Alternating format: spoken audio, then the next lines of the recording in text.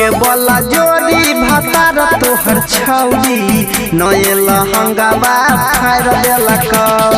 कके बोला जोड़ी भातार तोहर छौरी नए लहंगावा फाड़ देलक चढ़ल जवानी रस छेलो तोरे पोरे चढ़ल जवानी रस छेलो तोरे पोरे दुनु पकड़ के जान गे गैर देलक कके बोला जोड़ी भातार तोहर छौरी नए लहंगावा फाड़ देलक कके बोला जोड़ी भातार तोहर छौरी नए लहंगावा फाड़ देलक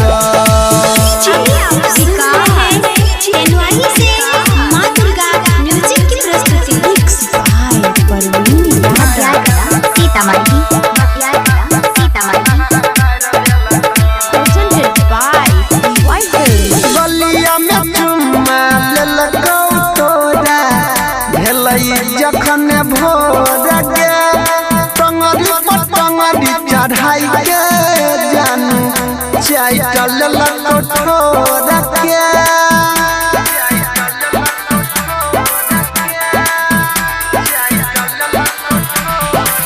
गलिया में चुमा लेलको तोरा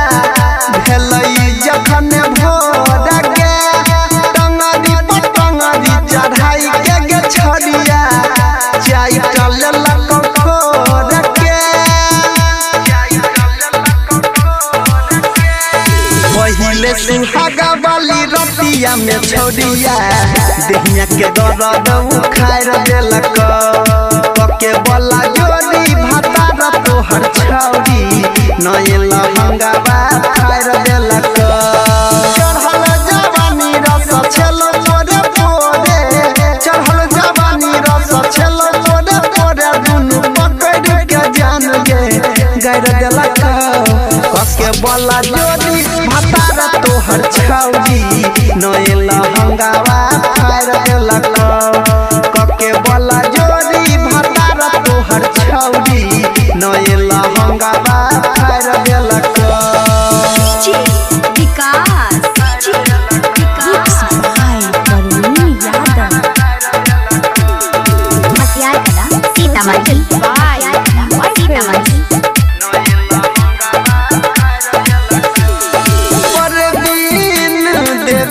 सत्यम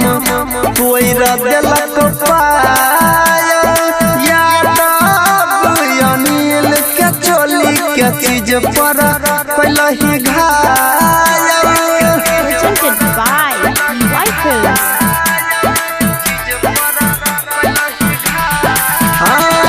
परवीन देवेंद्र सत्यम कोई देलक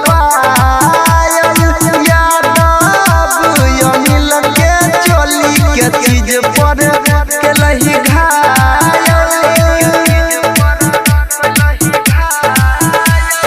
चढ़ल जे रहो जवानी के गरमी पूरा पानी उतार देलक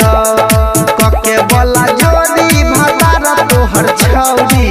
नए लहंगावा फाड़ देलक चढ़ल जवानी रस छेलो तोरे पोरे चढ़ल जवानी रस छेलो तोरे पोरे दुनु पकड़ के जान गे गैर देलक कके बोला जोड़ी